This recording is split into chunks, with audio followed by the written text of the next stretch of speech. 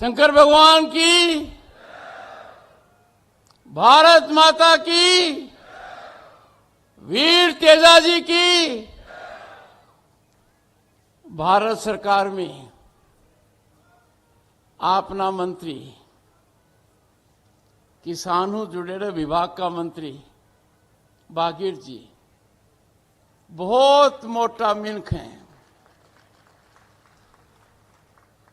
राज्यसभा में जवाब दी हैं, कोई लाग लपेट नहीं है। खरी बात कहें, सीधी बात कहें, किसान की बात कहें। मेरा मन बहुत राजी है क्योंकि मैं कुर्सी पर बैठो बागीर जी ने देख तो रहूं। बाबूलाल खराड़ी जी, उनसे मेरी गहरी मित्रता हो गई है। राजस्थान सरकार के अंदर बहुत बढ़िया महत्वपूर्ण विभाग है, जनजाति से जुड़ा हुआ विभाग और होम डिफेंस से जुड़ा हुआ। साधारण व्यक्ति हैं पर सोच पैनी है। जनजाति के विकास के लिए चाहे आठे बिजली कनेक्शन की कोई बात हो, अना मेरे में करंट दे दियो है, समाधान होना चाहिए।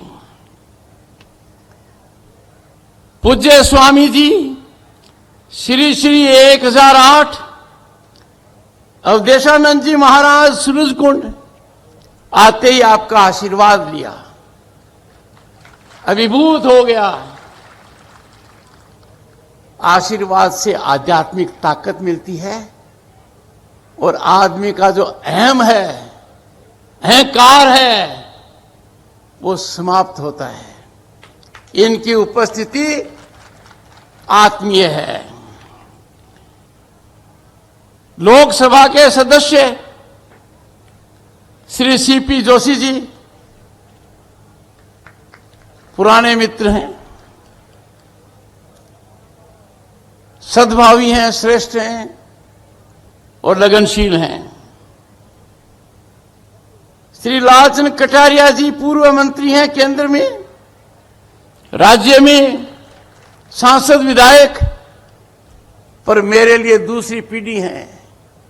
इनके पिताजी का आशीर्वाद मुझे बहुत मिला, भरपूर मिला और इस पीढ़ी के अंदर यह जारी है। आठे कह सकूं, लालचंद जी कटारिया जी की सोच बहुत दूर की है, सोच किसान के लिए है और सोच मजबूत है। हमारे साथ 1993 में विधायक रहा अर्जुन लाल जीनगर जी, पतो कुनी के खा हैं, उम्र को असर ही को नहीं हो रहे हो, खड़क जवान दिख रहे हैं। मैं अत्यंत आभारी हूं, कृतज्ञ हूं और कायल हूं माधव चौधरी जी का।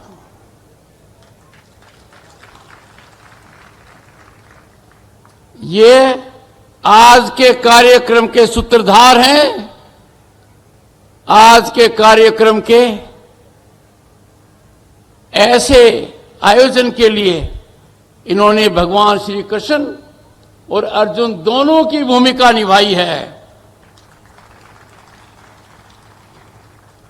आप अध्यक्ष अखिल मेवाड़ जाट महासभा हैं। अखिल मेवाड़ जाट महासभा को, इनके पदाधिकारियों को, इससे संबंधित सभी कार्यकर्ताओं को मेरी हार्दिक शुभकामनाएं।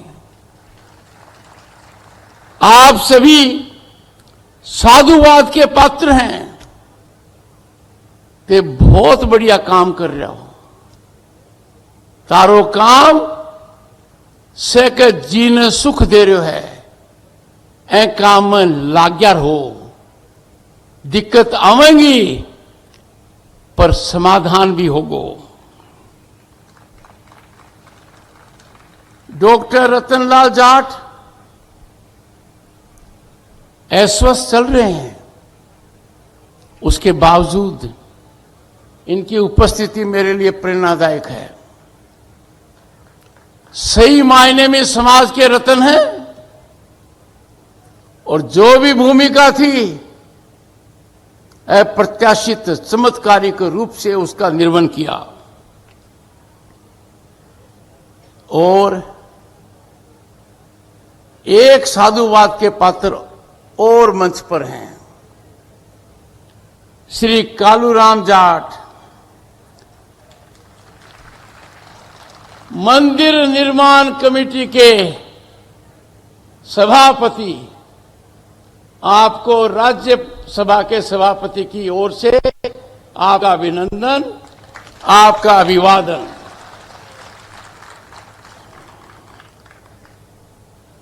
और सबसे ज्यादा जरूरी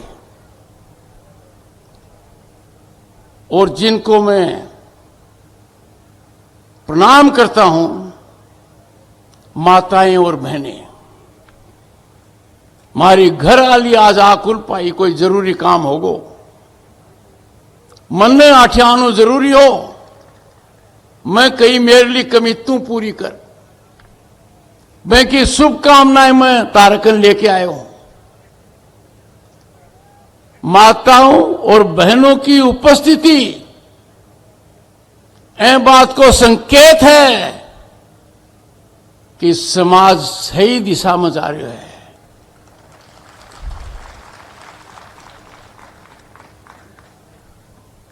मैं 25 साल बाद आया हूं। 25 साल पहले इसी जगह पर एक बहुत अच्छा काम हुआ था।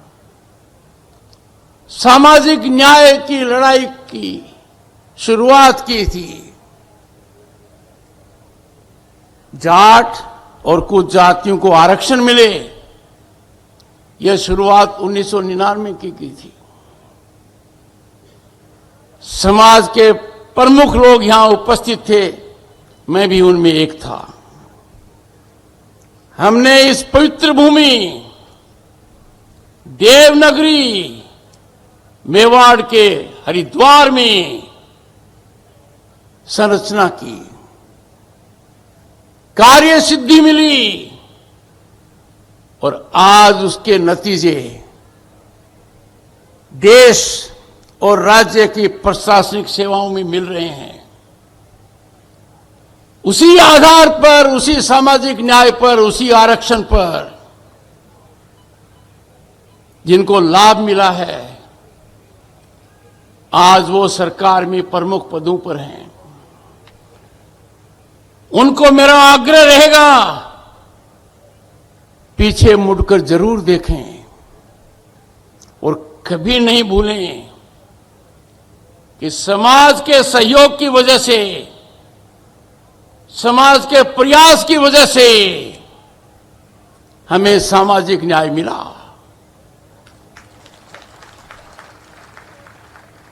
उनको समाज के इस कर्ज को अदा करना चाहिए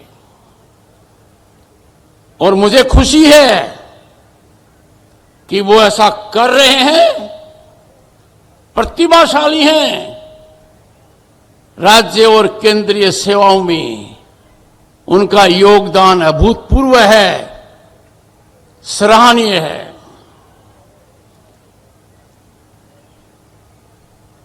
यहां आकर तब एक और निर्णय किया गया कि जब भी कोई आंदोलन होता है, खास तौर से आरक्षण से जुड़ा हुआ, लोग आतंकित हो जाते हैं, हिंसक हो जाते हैं और कई दुर्घटनाओं के शिकार हो जाते हैं। पर इस पावन भूमि पर मेरा सिर गौरव से ऊंचा है, छाती चौड़ी है कि हमारा आंदोलन सामाजिक न्याय का दुनिया के लिए सबसे बड़ी मिसाल है।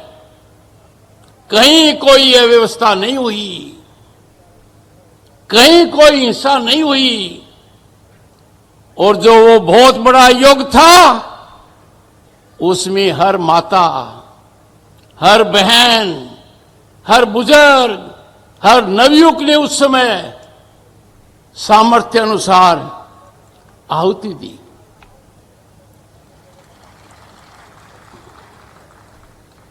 उसके 25 साल बाद यहां मेरा आना एक दूसरी पृष्ठभूमि में है। जब भारत के दूसरे सर्वोच्च पद पर विराजमान हुआ, समाज का पहला व्यक्ति, तो भारत के प्रधानमंत्री श्रीमान नरेंद्र मोदी जी ने मेरी पहचान एक दी, कर्षक पुत्र। कर्षक पुत्र, ये शब्द मुझे बार बार याद दिलाता है, दिल और मन को प्रभावित करता है कि संकल्पित रूप से किसान की सेवा करने के लिए, किसान की मदद करने के लिए मैं कोई कसर बाकी नहीं रखूं।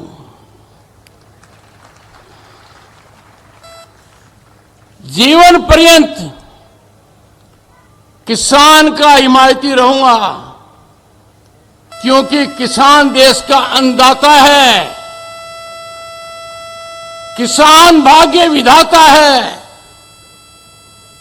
किसान के पास देश के विकास की कुंजी है और ये किसान की बहुत बड़ी पूंजी है। प्रधानमंत्री के सुदृढ़ नेतृत्व के कारण विकसित भारत का सपना नहीं है, हमारा लक्ष्य है। पर इस लक्ष्य में ग्रामीण अर्थव्यवस्था, किसान का योगदान निर्णायक रहेगा, रीढ़ की हड्डी की तरह होगा। किसान की आर्थिक व्यवस्था में जब उत्थान आता है तो देश की व्यवस्था में उछाल आता है। आज मैं आपको कुछ बातें दिल से कहना चाहता हूं। पहले तो किसान मोहताज था, इंद्र देवता की कृपा कब होगी। आज विकास हो चुका है, इंद्र देवता की कृपा तो हम पर बनी रहे, ये कामना है। बाकी किसान दाता है, किसान किसी की ओर नहीं देखना चाहिए, किसी की मदद का मोहताज किसान नहीं होना चाहिए, क्योंकि किसान के सबल हाथों में राजनीतिक ताकत है, आर्थिक योग्यता है। और इस पावन भूमि से मेरा आपसे आग्रह है कि इसकी पृष्ठभूमि क्या है। मातृ कुंडिया, परशुराम जी पवित्र हुए, शिव जी की आराधना की, शिव जी का निर्देश हुआ। आप भी आज यहां से खुद के लिए और पूरे किसान वर्ग के लिए संकल्प लेकर जाएं।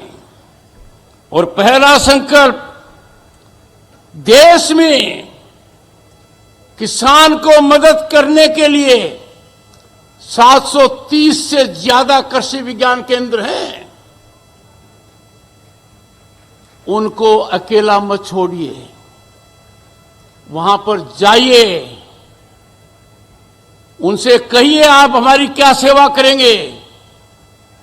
नई तकनीक का ज्ञान लीजिए, सरकारी नीतियों की जानकारी लीजिए, तब आपको पता लगेगा कि एक तरीके से सरकार ने आपके लिए खजाना खोल रखा है जिसकी जानकारी आपको नहीं है।